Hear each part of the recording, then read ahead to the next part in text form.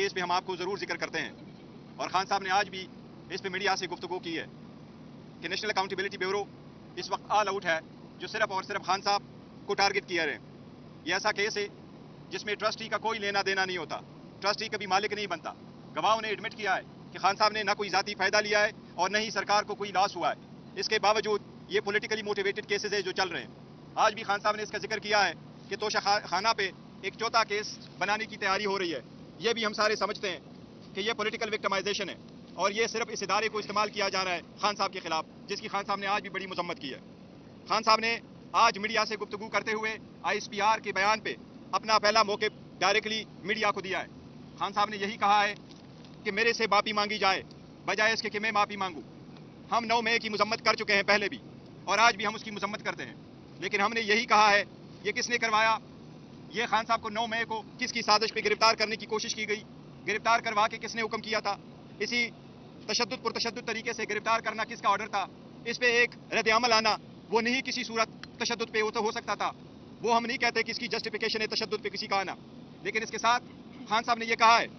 کہ اسی بات پہ مجھے جیل میں ڈالنا، بار بار میری کوشش کرنا کہ جیل میں ہو جاؤں، چاہے وہ 18 مارچ کا ہو، چاہے وہ 9 مئی کا ہو، چاہے وہ پھر 5 اگست کو ود ان منٹس اس کی گرفتاری ہو۔ اس لیے خان صاحب نے کہا ہے کہ میرے سے معافی مانگی جائے بجائے اس کے کہ میں کسی ایونٹ پہ معافی مانگوں۔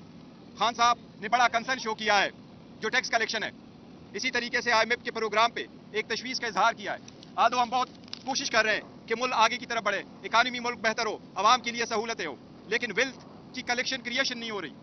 ٹیکس کلیکشن ہو لیکن عوام پہ برڈن پڑے، اس کی خان صاحب نے بڑی تشویش کا اظہار کیا ہے۔ اس بات کا بھی اظہار کیا ہے کہ جو ابسولوٹ پاور ہوتا ہے وہ بندے کو کرپٹ کرتا ہے۔ کوشش کی جا رہی ہے کہ سارے طاقتوں کا سرچشمہ طاقتور لوگ ہو، اس لیے خان صاحب نے اس پہ تشویش کا اظہار کیا ہے کہ رول اپ لا ہو تو ٹیکس کلیکشن بھی ہوں گے، اکانومی بھی ہوگی، اور پولیٹیکل سٹیبلٹی ہوگی تو ملک کی ترقی بھی ہوگی۔ ان چیزوں کے علاوہ نہ ملک کی ترقی ہو سکتی ہے، نہ ملک آگے کی طرف بڑھ سکتا ہے۔ آپ جلسے کی اجازت نہیں دیتے ایک اسپیسیفک پولیٹیکل پارٹی کو جو پاکستان تحریک انصاف ہے یا اس کے الائنس ہے۔